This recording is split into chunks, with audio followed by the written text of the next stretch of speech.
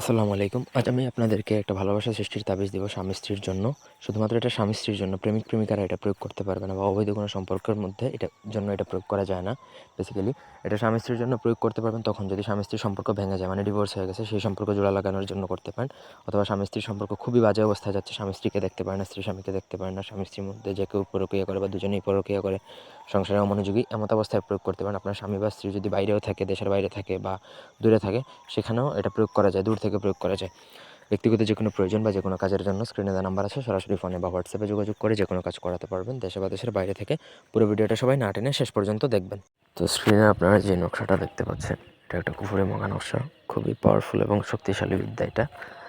এটা অন্যায়ভাবে প্রয়োগ করতে যাবেন না। একান্ত যদি স্বামী স্ত্রী যদি আসলেই অবাধ্য হয়ে থাকে, তাহলে তাদের মধ্যে ভালোবাসা সৃষ্টির জন্য প্রয়োগ করতে হবে, তবে কোনো স্বার্থ হাসিলের জন্য এটা প্রয়োগ করতে যাবেন না।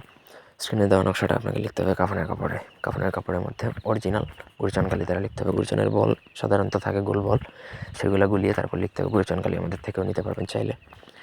তো নকশা লিখবেন, লেখার পর নিচে আপনার স্বামীর জন্য লেখেন বা স্ত্রীর জন্য লেখেন, যার জন্যই লেখেন না কেন, তার নামটা আপনাকে মেনশন করতে হবে। স্বামীর জন্য করলে স্বামীর নাম, স্ত্রীর জন্য করলে স্ত্রীর নাম, আর তৃতীয় পক্ষ কেউ যদি করে তাহলে দুজনের নাম লিখতে হবে।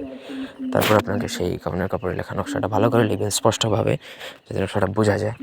তারপর আপনাকে সেটা যে কোনো শ্মশানে বা কবরস্থানে পুঁতে দিতে হবে। এমনভাবে পুঁতবেন যেন সেটা মাটির নিচ থেকে বেরিয়ে না আসে। অনেক সময় দেখা যায় যে মাটির নিচ থেকে বেরিয়ে আসে, সেরকম হবে না। মাটির নিচ থেকে যেন না বেরিয়ে আসে সেইভাবে পুঁতবেন গভীর করে।